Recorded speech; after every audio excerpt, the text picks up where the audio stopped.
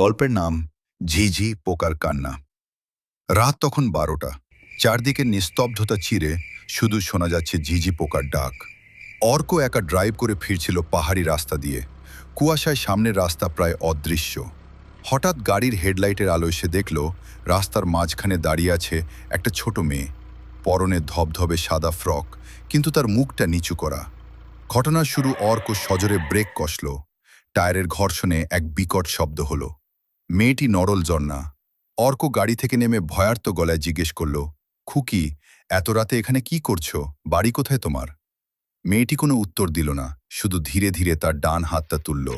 আঙুল দিয়ে ইশারা করল রাস্তার পাশের এক গভীর খাদের দিকে।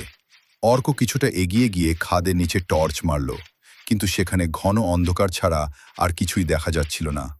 হঠাৎ একটা শীতল হাওয়া অর্কর ঘাড়ের পাশ দিয়ে বয়ে গেল। সে অনুভব করল কেউ তার কানের কাছে খুব ফিস ফিস করে বলল, ওরা আমাকে যেতে দিচ্ছে না। অর্ক চমকে পেছনে ফিরল, কিন্তু সেখানে কেউ নেই। মেয়েটি উধাও। অর্কর বুকের ধরফরানি বেড়ে গেল। সে দৌড়ে গাড়িতে উঠে স্টার্ট দেওয়ার চেষ্টা করল, কিন্তু গাড়ি স্টার্ট নিচ্ছে না। ঠিক সেই মুহূর্তে সে ড্যাশবোর্ডের আয়নায় নজর দিল। তার পেছনের সিটে সেই মেয়েটি বসে আছে। তার মুখটা এবার ওপরের দিকে তোলা। অর্ক দেখল মেয়েটির কোনো চোখ নেই, শুধু দুটো শূন্য কোটর দিয়ে কালো রক্ত গড়িয়ে পড়ছে। মেয়েটি খিলখিল করে হেসে উঠল, আর সেই হাসির শব্দে গাড়ির সব কাঁচ একসাথে চড়চড় করে ফেটে গেল।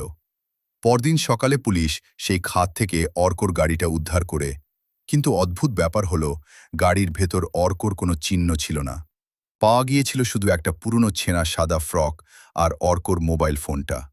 ফোনের ভয়েস রেকর্ডিং অন করা ছিল। তাতে শেষ কয়েক সেকেন্ডে শুধু একটা শব্দই শোনা যাচ্ছিল, লক্ষ লক্ষ ঝিঝি পোকার ডাক, আর তার মাঝখানে এক পুরুষের আর্তনাদ, আমাকে ছেড়ে দাও।